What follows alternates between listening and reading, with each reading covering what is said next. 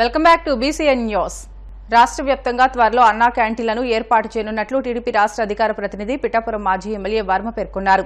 Pithapuram కాయగూరల market centre వద్ద Varma's Kavya foundation ఆధ్వర్యంలో నిర్వహిస్తున్న అన్నా క్యాంటీన్ను టీడీపీ నాయకులతో కలిసి మాజీ ఎమ్మెల్యే వర్మ సందర్శించారు. పేదలకు మాజీ ఎమ్మెల్యే వర్మ స్వయంగా వడ్డించి వారితో పాటు ఆయన కూడా భోజనం చేశారు.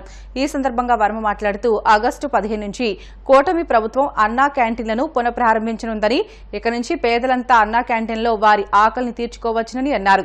ఈ 4.5 ఏళ్లు అన్నా క్యాంటీన్ నిర్వహణకు సహకరించిన పార్టీ నాయకులకు, కార్యకర్తలకు, నియోజకవర్గ ప్రజలకు కృతజ్ఞతలు తెలిపారు. కార్యక్రమంలో టీడీపీ నాయకులు, కార్యకర్తలు పాల్గొన్నారు. పేదవారికి భోజనం పెట్టడం నిజంగా నా అదృష్టం, ఎంతో ఆనందంగా ఉంది. మరి అన్నా క్యాంటీన్ రావడం ద్వారా 15వ తారీఖు నుంచి అక్కడ మొదలవుతుంది కాబట్టి ఇప్పుడు వరకు పెట్టినందుకు చాలా ఆనందంగా ఉంది. రేపు నా చేతితో పెట్టలేనేమో అన్న బాధ కూడా ఉంది. ఎందుకంటే ఇక్కడే పుట్టాను, ఇక్కడే పెరిగాను. నా నియోజకవర్గ కుటుంబానికి మరి భోజన కార్యక్రమం నా చేతితో ఈ రోజుతో ఇంకా పెట్టలేకపోతున్నానన్నందుకు బాధ. 4 సంవత్సరాలు బ్రహ్మాండంగా పెట్టినందుకు ఆనందం. రేపు కూటమి ప్రభుత్వం అన్నా క్యాంటీన్ స్టార్ట్ చేసినందుకు ఇంకా ఆనందం. ఎందుకంటే జగన్మోహన్ రెడ్డి 5 సంవత్సరాలు పేదల పొట్ట మీద కొట్టాడు. చంద్రబాబు నాయుడు 2014 నుంచి 19 వరకు శుభ్రంగా భోజనం పెట్టారు. ఆ టైంలో నేను పిఠాపురం అన్నా క్యాంటీను, గొల్లప్రోలు అన్నా క్యాంటీను, ఉప్పాడు అన్నా క్యాంటీను 3 శాంక్షన్ చేయించాను. ఉప్పాడుకు కూడా స్థల సమీకరణ జరిగింది. తర్వాత ప్రభుత్వాలు పోయినాయి, రాలేదు. ఇప్పుడు రేపు పిఠాపురం స్టార్ట్ అవుద్ది, గొల్లప్రోలు స్టార్ట్ అవుద్ది, ఉప్పాడు కూడా త్వరలోనే స్టార్ట్ అవుద్ది. ఉప్పాడు గురించి కూడా చంద్రబాబు నాయుడు గారు, పవన్ కళ్యాణ్ గారు దృష్టిలో కూడా పెట్టారు. అక్కడ కూడా శాంక్షన్ ఇమ్మన్నాను. ఎందువల్లంటే సంవత్సరానికి 2 నెలలే వ్యాట్ నిషేధం, వాళ్ళకి భోజనం ఉండదు, వర్షం వస్తే వ్యాట్ ఉండదు. అక్కడ కూడా ఎక్కువ ఉపయోగకరంగా ఉంటుంది. బీసీ కమ్యూనిటీలు అన్నీ ఉన్నాయి కాబట్టి పేదవాళ్ళు అక్కడ కూడా పెట్టమని కోరాం. ఏది ఏవైనా ఈ 4 సంవత్సరాలు చంద్రబాబు నాయుడు పిలుపు మేరకు మరి మా ప్రజలు, మా కుటుంబం, మా పేదవాళ్ళందరికీ భోజనం పెట్టినందుకు ఎంతో ఆనందంగా ఉంది. మరి 15వ తారీఖు నుంచి అన్నా క్యాంటీన్ నుంచి పూర్తిగా వాడుకుని ప్రతి పేదవాడు ఉపయోగించుకోవాలని. విజయవాడలో ఘోర విషాదం చోటు చేసుకుంది. బీఆర్టీఎస్ రోడ్డు జంక్షన్ వద్ద ఆర్టీసీ బస్సు ఢీకొని గురువారం 2 వ్యక్తులు మృతి చెందారు. వాకింగ్ చేస్తున్న 2 వ్యక్తులను ఆర్టీసీ బస్సు బలంగా ఢీకొట్టింది. దీంతో ఇద్దరు అక్కడికక్కడే దుర్మరణం చెందారు. మృతి చెందిన వ్యక్తులు అప్పారావు, సత్యబాబుగా పోలీసులు గుర్తించారు. ఘటనా స్థలానికి చేరుకున్న కొణిదెల సీఐ శ్రీనివాస్ మృతదేహాలను పోస్టుమార్టం నిమిత్తం ప్రభుత్వ ఆసుపత్రికి తరలించారు. ప్రభుత్వ రంగ టెలికాం సంస్థ బీఎస్ఎన్ఎల్ 4G సేవలను ఆగస్టు 15 నుంచి అందుబాటులోకి రానున్నాయని BSNL principal general manager Palivela Raju తెలియజేశారు. కాకినాడలో బీఎస్ఎన్ఎల్ ప్రధాన కార్యాలయం నుంచి 4G సేవలపై అవగాహన ర్యాలీ నిర్వహించారు. బీఎస్ఎన్ఎల్ నుంచి ప్రారంభమైన ర్యాలీ సర్పవరం జంక్షన్ వరకు నిర్వహించారు. అనంతరం తిరిగి భానుగుడి బీఎస్ఎన్ఎల్ కార్యాలయానికి చేరుకుంది. ఈ సందర్భంగా వారు మాట్లాడుతూ ఆగస్టు 15 నుంచి దేశవ్యాప్తంగా ఈ సేవలను అందుబాటులోకి రావడం జరుగుతుందని అన్నారు. పంజాబ్లో ఇప్పటికే బీఎస్ఎన్ఎల్ 4G సర్వీసులను ప్రారంభించిందని తెలిపారు. త్వరలోనే 5G, 6G సేవలు అందుబాటులోకి రావడం జరుగుతుందని అన్నారు. ఈ కార్యక్రమంలో బీఎస్ఎన్ఎల్ సంస్థ ఉద్యోగులు పాల్గొన్నారు. తూర్పుగోదావరి జిల్లా బీఎస్ఎన్ఎల్ వినియోగదారులకు, ప్రజలకు ఈ సమావేశం ద్వారా చెప్పేది ఏమిటంటే త్వరలోనే బీఎస్ఎన్ఎల్ 4G సిగ్నల్ ఉమ్మడి తూర్పుగోదావరి జిల్లా అంతా వ్యాపింపజేస్తున్నాము. ఇది ఆగస్టు 15 తారీఖు లోపు మాననీయ ప్రధానమంత్రి గారి చేతుల ద్వారా లాంచ్ చేయబడుతుంది.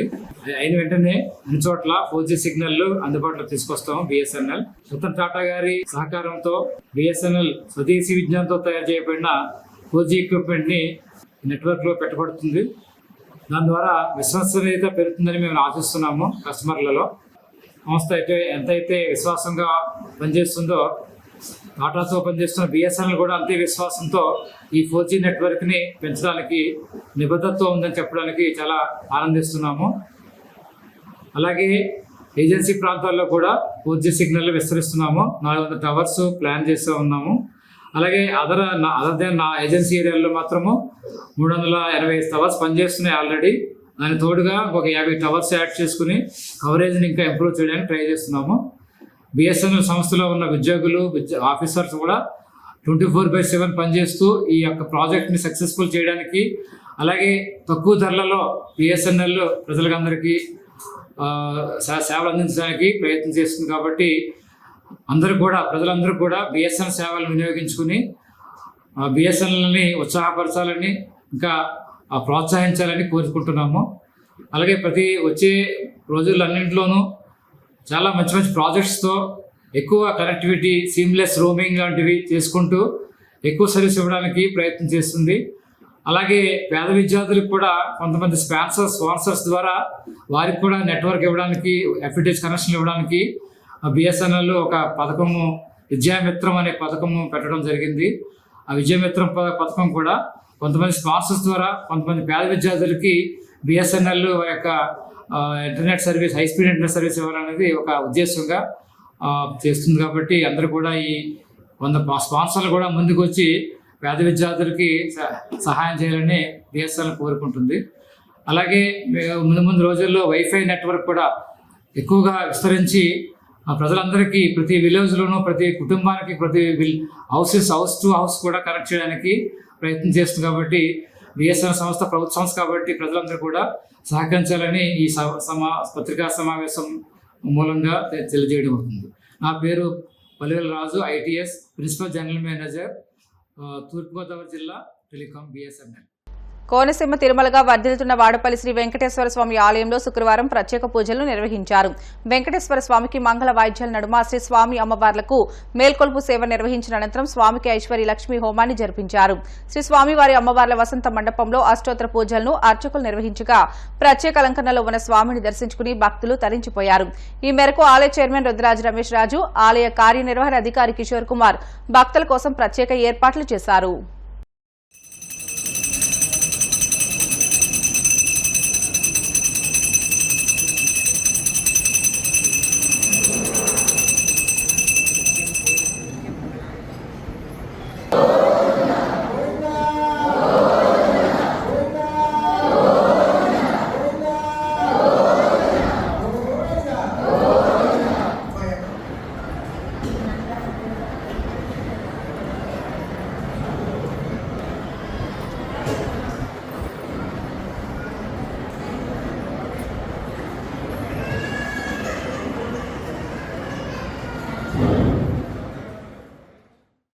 విశాఖ సముద్ర తీరంలో ఓ ఫిషింగ్ బోటు ముక్కలైంది. ఓ ఫిషింగ్ బోటు అలల ధాటికి కొట్టుకుపోయి రాళ్ల మధ్య చిక్కుకుంది.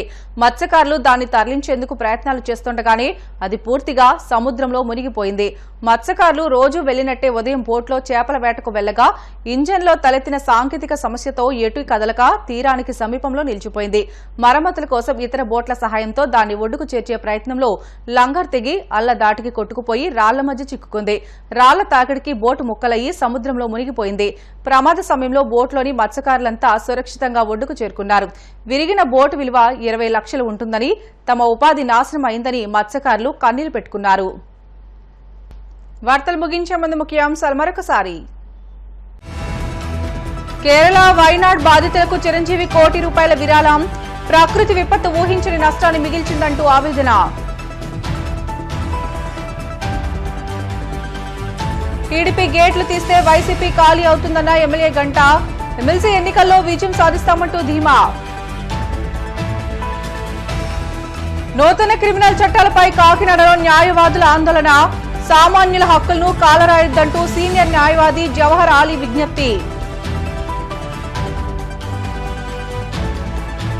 15 నుంచి అందుబాటులోకి బిఎస్ఎన్ఎల్ 4G సేవలు. కాకినాడలో ఉత్సాహంగా అవగాహన ర్యాలీ. ఇవి ఇప్పటి వరకు బులెటిన్లోని అప్డేట్స్. మరిన్ని వార్తల కోసం BCN digital YouTube channel, Facebook పేజీని ఫాలో అవ్వండి. అప్డేట్ వార్తల కోసం ప్లీజ్ డూ సబ్స్క్రైబ్.